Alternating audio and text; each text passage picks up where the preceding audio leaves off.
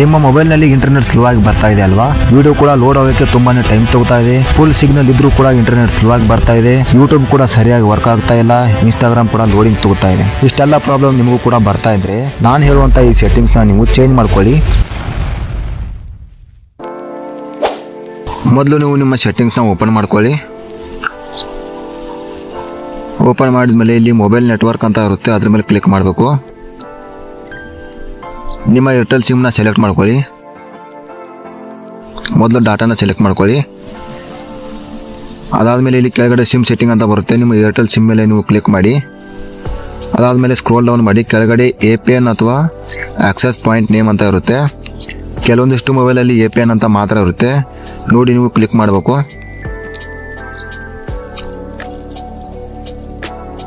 Click ಮಾಡಿದ ಮೇಲೆ ಈ ರೀತಿಯಾಗಿ ಒಂದು ಪೇಜ್ ಓಪನ್ ಆಗುತ್ತೆ.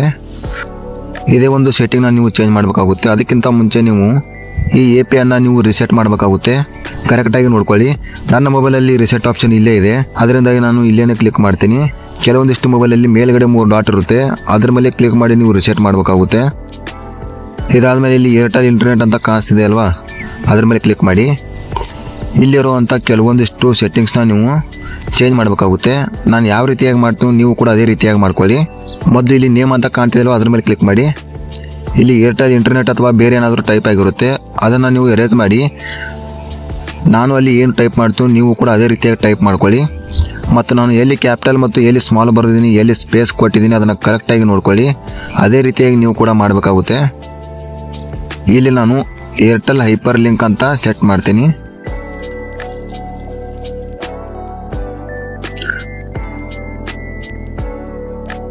ಓಕೆ ಕೊಡಿ.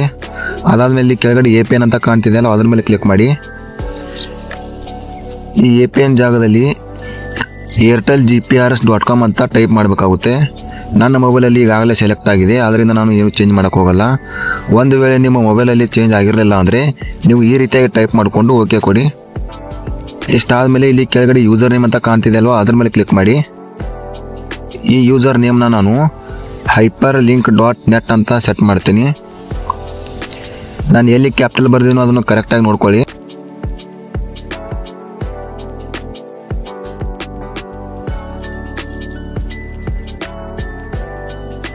ಅದಾದಮೇಲೆ ಇಲ್ಲಿ ಕೆಳಗಡೆ ಸರ್ವರ್ ಅಂತ ಇದೆಯಲ್ಲ, ಅದ್ರ ಮೇಲೆ ಕ್ಲಿಕ್ ಮಾಡಿ. ಇಲ್ಲಿ ನಾನು www.airtel.in ಅಂತ ಸೆಟ್ ಮಾಡಿ ಓಕೆ ಕೊಡ್ತೀನಿ. ನೀವು ಕೂಡ ಇದೇ ರೀತಿಯಾಗಿ ಮಾಡ್ಕೊಳ್ಳಿ. ಅದಾದಮೇಲೆ ಸ್ಕ್ರೋಲ್ ಡೌನ್ ಮಾಡಿ. ಇಲ್ಲಿ ಕೆಳಗಡೆ ನಿಮಗೆ ಇನ್ನೊಂದು ಆಪ್ಷನ್ ಕಾಣುತ್ತೆ, ಅಥೆಂಟಿಕೇಶನ್ ಟೈಪ್ ಅಂತ, ಅದ್ರ ಮೇಲೆ ಕ್ಲಿಕ್ ಮಾಡಿ. ಇಲ್ಲಿ ನೀವು ಕೊನೆಯಲ್ಲಿ ಕಾಣ್ತಿದೆ ಅಲ್ವಾ, PAP ಆರ್ CHAP ಅಂತ, ಅದನ್ನು ನೀವು ಸೆಟ್ ಮಾಡಬೇಕಾಗುತ್ತೆ. ಮತ್ತು ಈ ಸೆಟ್ಟಿಂಗ್ಸ್ ಎಲ್ಲ ಮೊಬೈಲಲ್ಲೂ ಕೂಡ ಇರುತ್ತೆ. ಅದಾದಮೇಲೆ ಇಲ್ಲಿ ಕೆಳಗಡೆ APN ಟೈಪ್ ಅಂತ ಇದೆ ಅಲ್ವಾ, ಅದ್ರ ಮೇಲೆ ಕ್ಲಿಕ್ ಮಾಡಿ. ಡಿಫಾಲ್ಟ್ SUPL ಅಂತ ಸೆಟ್ ಮಾಡಬೇಕಾಗುತ್ತೆ. ಕೆಲವೊಂದಿಷ್ಟು ಮೊಬೈಲಲ್ಲಿ ಈ ರೀತಿಯಾಗಿ ರೈಟ್ ಮಾರ್ಕ್ ಇರಲಿಲ್ಲ ಅಂದರೆ ನೀವು ಟೈಪ್ ಮಾಡ್ಕೊಳ್ಳಿ, ಡಿಫಾಲ್ಟ್ SUPL ಅಂತ ಮಾಡಿ. ಮಧ್ಯದಲ್ಲಿ ಸ್ಪೇಸ್ ಕೊಡೋಕೆ ಹೋಗಬೇಡಿ. ಇಷ್ಟು ಮಾಡಿಬಿಟ್ಟು ಓಕೆ ಕೊಡಿ. ಇದಾದಮೇಲೆ ಇಲ್ಲಿ ಕೆಳಗಡೆ APN ಪ್ರೋಟೋಕಾಲ್ ಅಂತ ಇದೆ ಅಲ್ವಾ, ಅದ್ರ ಮೇಲೆ ಕ್ಲಿಕ್ ಮಾಡಬೇಕು. ಇಲ್ಲಿ ಕೊನೆಯ ಆಪ್ಷನ್ IPv4/IPv6 ಇದೆ ಅಲ್ವಾ, ಅದನ್ನು ನೀವು ಸೆಟ್ ಮಾಡಬೇಕು. ಇನ್ನು ಇದ್ರ ಕೆಳಗಡೆ APN ರೋಮಿಂಗ್ ಪ್ರೋಟೋಕಾಲ್ ಅಂತ ಇದೆ, ಅದನ್ನು ಕೂಡ ಸೇಮ್ IPv4/IPv6 ಅಂತ ಸೆಟ್ ಮಾಡಿ.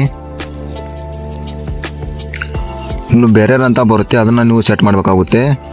ಇಲ್ಲಿ ಅನ್ಸ್ಪೆಸಿಫೈಡ್ ಅಥವಾ ಬೇರೆ ಏನಾದರೂ ಇರುತ್ತೆ, ಅದನ್ನು ನೀವು ಚೇಂಜ್ ಮಾಡಬೇಕಾಗುತ್ತೆ. ನಾನು ಏನೇನು ಟೈಪ್ ಮಾಡ್ತೀನೋ ಅಥವಾ ಏನೇನು ಸೆಲೆಕ್ಟ್ ಮಾಡ್ತೀನೋ ನೀವು ಕೂಡ ಅದೇ ರೀತಿಯಾಗಿ ಮಾಡ್ಕೊಳ್ಳಿ. ಮೊದಲು ನಾನು ಸೆಟ್ ಮಾಡೋದು LTE HSPAP HSPA. ಇನ್ನು ಸ್ಕ್ರೋಲ್ ಡೌನ್ ಮಾಡಿ. UMTS EDGE GPRS. ಒಂದು ವೇಳೆ ನೀವು 5G ಯೂಸರ್ಸ್ ಆಗಿದ್ದರೆ NR ಅಂತ ಇರುತ್ತೆ, ಅದನ್ನು ನೀವು ಸೆಟ್ ಮಾಡಿ ಓಕೆ ಕೊಡಿ.